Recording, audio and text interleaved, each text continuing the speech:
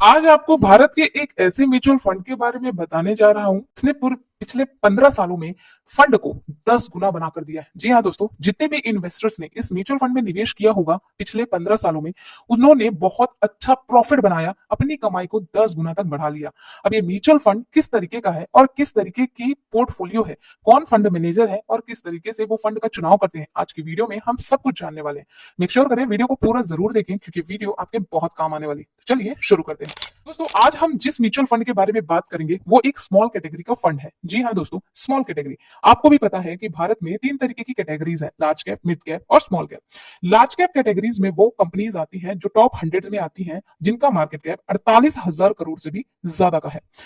Mid cap companies में वो company आती है जो कि 101 से यानी 101 से लेके 150 या 250 तक की होती है, और 250 से लेके बाकी की जो कंपनीज होती है जिनका मार्केट कैप 17,000 करोड़ से कम होता है, वो कंपनीज आती है स्मॉल कैप कंपनीज में। अब स्मॉल कैप कैटेगरी जो होती है वो वेरी वॉलेटाइल कैटेगरी होती है क्योंकि उसमें बहुत ज्यादा रिस्क भी होता है। लेकिन अगर आपकी रिस्क लेने की क्षमता है तो आगे चलकर ये आपको बेटर परफॉर्म करके दे सकता है और आपको एक बड़ा रिवॉर्ड भी बना के दे सकता है, क्योंकि स्मॉल कैप कैटेगरीज में स्पेशली उन स्टॉक्स को पिक किया जाता है जो कि आगे चलकर आपको बड़ा रिटर्न बनाकर दे सकते हैं, या फिर उन कंपनीज के स्टॉक्स को पिक किया जाता है जिनकी जड़ मजबूत होती है, जो कि आगे चलकर बहुत अच्छा ग्रोथ पोटेंशियल रखते हैं। दोस्तों, आज हम यहाँ पे एचडीएफसी के स्मॉल कैप फंड के बारे में बात करने वाले हैं। एचडीएफसी का स्मॉल कैप जो फंड है वो भारत की 85 कंपनीज की होल्डिंग्स रखता है, जो कि हर साल 15 से 20% की ग्रोथ से बढ़ रही है। और अगर इसका सेक्टर वाइज एलोकेशन देखें तो फाइनेंशियल, हेल्थ केयर, मटेरियल्स जैसे सेक्टर्स में इसका काफी ज्यादा इन्वेस्टमेंट अमाउंट है। इसकी वजह से इसमें काफी अच्छा ग्रोथ देखने को मिल रहा है। इस पोर्टफोलियो को मैनेज करने वाले जो फंड मैनेजर हैं उनके पास 60,000 करोड़ के इक्विटी एसेट्स को मैनेज करने का एक्सपीरियंस भी है, यानी काफी एक्सपीरियंस है फंड मैनेजर। फंड में पोर्टफोलियो काफी मजबूत है तो डेफिनेटली रिवॉर्ड पाने के चांसेस ज्यादा रहते हैं। तो चलिए अब इसके बेसिक डिटेल के बारे में हम समझते हैं। स्मॉल एचडीएफसी का स्मॉल कैप फंड जो कि काफी पुराना फंड है, तकरीबन 15 से 16 साल पुराना फंड है। इस म्यूचुअल फंड में स्मॉल कैप कैटेगरीज की कंपनीज को रखा जाता है, बट आपको बता दें कि ये इक्विटी में निवेश करता है, सो वेरी हाई रिस्क की कैटेगरी का है म्यूचुअल फंड। सो अगर आपकी रिस्क लेने की क्षमता है तो ही आप इसमें निवेश के बारे में सोचें। इसके सबसे पहले पास्ट परफॉर्मेंस की बात करते हैं। अगर पिछले एक साल का रिटर्न देखें तो 5.27% का रिटर्न बना के दिया है इस फंड ने। पिछले 3 साल की वैल्यू देखें तो 30.59% का रिटर्न बना के दिया है एनुलाइज इस फंड ने। और अगर पिछले 5 सालों के रिटर्न की बात करें तो 35.64% का एनुलाइज रिटर्न बना के दिया है, और जब से अभी तक फंड लॉन्च हुआ है 20.36% का एनुलाइज रिटर्न बनाकर दिया। यानी अगर 15 साल पहले किसी व्यक्ति ने इस म्यूचुअल फंड में 10,000 रुपए की एसआईपी शुरू की होती, 20% का एनुलाइज रिटर्न मिला हुआ है, तो 15 सालों में इस म्यूचुअल फंड का जो वैल्यू होता वो 18 लाख रुपए इन्वेस्टमेंट अमाउंट होती, लेकिन उसमें जो आपकी टोटल वैल्यू बनती वो 95,54,599 95,54,599 रुपए का होता, क्योंकि इसमें जो एस्टिमेट रिटर्न मिलता है वो 77,54,599 रुपए का तकरीबन होता। यदि किसी व्यक्ति ने इस म्यूचुअल फंड में 1 लाख रुपए महज लगाकर छोड़ दिए होते तो 15 साल बाद उसकी वैल्यू बन जाती 15 लाख रुपए की। यानी आपने देखा कि इस म्यूचुअल फंड ने 10 गुना पैसे बढ़ाकर दिए हुए हैं। तो चलिए अब इस म्यूचुअल फंड की होल्डिंग के बारे में बात करते हैं कि आखिरकार इन म्यूचुअल फंड में किन कंपनीज की होल्डिंग है जो कि बेटर परफॉर्म दे रही है।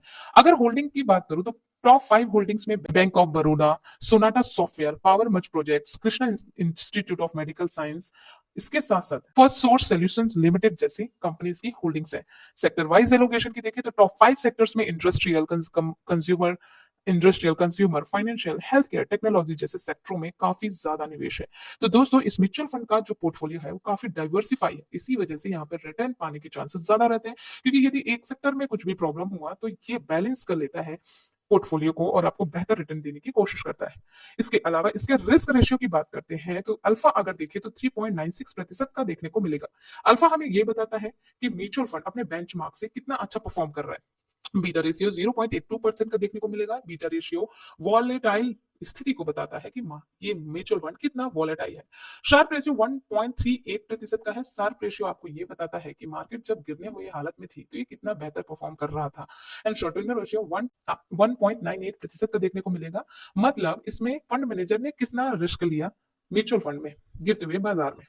तो आपको सारे रिस्क रेशियो भी काफी सही देखने को मिलेंगे। ये फंड पीई रेशियो और पीवी रेशियो को भी मैनेज करके रखता है, जिसकी वजह से अच्छा रिटर्न आपको देखने को मिल जाता है।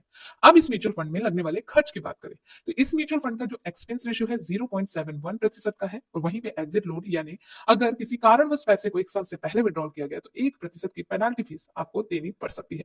अब जैसा कि हमने कहा कि इनके फंड मैनेजर 60,000 करोड़ से भी ज्यादा के इक्विटी एसेट्स को मैनेज करते हैं, उनके नाम को। तो दोस्तों यहाँ पे दो फंड मैनेजर हैं 2014 से जो कि इस फंड को मैनेज करके रखे हैं, दैट इज चिराग सत्यव्रत और दूसरा ध्रुव मार्ट। ये दोनों ही काफी एक्सपीरियंस फंड मैनेजर्स हैं जिन्होंने काफी अच्छे फंड्स को मैनेज भी किया है। इनकी एक्सपीरियंस के बेसिस पे और डाइवर्सिफिकेशन या डाइवर्सिफाइड पोर्टफोलियो की वजह से, अच्छे सेक्टर्स और स्टॉक को चुनने की वजह से ही ये mutual fund high performing mutual fund में से एक है। तो अब सवाल आता है कि इस म्यूचुअल फंड में किसे निवेश करना चाहिए और क्या ये म्यूचुअल फंड आगे चल के भी इसी तरीके का रिटर्न बना के देगा। तो दोस्तों सबसे पहली बात, उन लोगों को इसमें निवेश करना चाहिए जो कि रिस्क लेने की क्षमता रखते हो। आपको भी पता है कि मार्केट कभी एक चाल से नहीं चलता। कभी मार्केट बहुत तेजी से ऊपर जाएगा तो बहुत नीचे, कभी मार्केट बहुत तेजी से ऊपर जाएगा तो कभी मार्केट बहुत नीचे चला जाएगा, फिर कभी तेजी से उठेगा तो कभी फिर डंप हो जाएगा। तो ये वोलेटिलिटी देखने को आपको मिलती रहती है। तो यदि आप में पेशेंस है, आप पेशेंस कर सकते हो, मार्केट के उतार चढ़ाव को देख सकते हो, तो फिर आप इस म्यूचुअल फंड में निवेश करो। लेकिन हम यही कहेंगे, कभी भी किसी भी म्यूचुअल फंड में निवेश करें तो 1 से 3 सालों के लिए निवेश ना करें, बल्कि जितने लंबे समय के लिए निवेश करेंगे उतना बेहतर रिटर्न आपको देखने को मिल जाएगा। तो दोस्तों अगर आप इस म्यूचुअल फंड में निवेश करना चाहते हैं तो आप कम से कम 10 से 15 20 सालों के लिए निवेश करें, ताकि आपको बेहतर रिटर्न मिल सके, जैसा कि आपने पास्ट परफॉर्मेंस रेटिंग में देख सका। अब हाँ, इस बात की कोई गारंटी नहीं है कि ये म्यूचुअल फंड आगे चलकर इतने ही प्रतिशत का एनालाइज रिटर्न बनाकर देगा, लेकिन इस बात का अंदाजा जरूर लगाया जा सकता है इसके पोर्टफोलियो को देख के, क्योंकि ये पोर्टफोलियो काफी जबरदस्त है। ऐसे स्टॉक को पिक किया गया है जो जिसकी जड़ मजबूत है और आगे ग्रो करने के चांसेस हाईली है। कभी आपने देखा था टाइटन के शेयर 2 रुपए थे, लेकिन आज टाइटन के शेयर कहां तक पहुंच चुके हैं। तो कभी उसने भी स्टार्ट किया था, तो जिस बंदे ने टाइटन में पैसे लगाए आज वो करोड़ों रुपए से भी ज्यादा कमा चुका है। सेम उसी तरीके से यदि आप ऐसे फंड का चुनाव करते हैं जिनके पोर्टफोलियो में ऐसी कंपनी है जिनका फ्यूचर काफी अच्छा है, तो उन कंपनीज में आप निवेश कर सकते हैं। हम आपको कोई सलाह नहीं दे रहे हैं, ये वीडियो सिर्फ एजुकेशन पर्पज से है। आप किसी भी म्यूचुअल फंड में निवेश करें, आप पहले खुद की रिसर्च करें और हो सके तो किसी फाइनेंशियल एडवाइजर से सलाह जरूर लें। अब बात करते हैं कि क्या ये म्यूचुअल फंड आगे ऐसे रिटर्न बना के देगा, तो मैंने इसका जवाब आपको दे ही दिया कि इस बात की कोई गारंटी नहीं होती कि ये इतना ही बना के देगा रिटर्न, लेकिन पोर्टफोलियो और अच्छे फंड मैनेजर की वजह से म्यूचुअल फंड में मजबूती बनी रहती है, जिससे आपको रिटर्न मिलने की संभावना ज्यादा अच्छी होती है। दोस्तों जिस तरीके से बाजार परफॉर्म करता है उसी तरीके से म्यूचुअल फंड में भी इफेक्ट देखने को मिलता है, क्योंकि बाजार के जोखिम म्यूचुअल फंड में भी देखने को मिलता है। तो आप अपने रिस्क लेने की क्षमता को देखते हुए इस म्यूचुअल फंड के बारे में सोच सकते हैं। क्योंकि आज हम आपने एचडीएफसी स्मॉल कैप फंड के बारे में सारी डिटेल समझ ली होगी। यदि आप इस म्यूचुअल फंड से रिलेटेड कोई और डिटेल चाहते हैं तो आप हमें कमेंट में बता सकते हैं। अगर आपके लिए वीडियो जरा से भी हेल्पफुल हो तो वीडियो को आप लाइक कर सकते हैं, शेयर कर सकते हैं और चैनल को सब्सक्राइब करना बिल्कुल मत भूलें। मिलते हैं अगली वीडियो में। नमस्कार दोस्तों।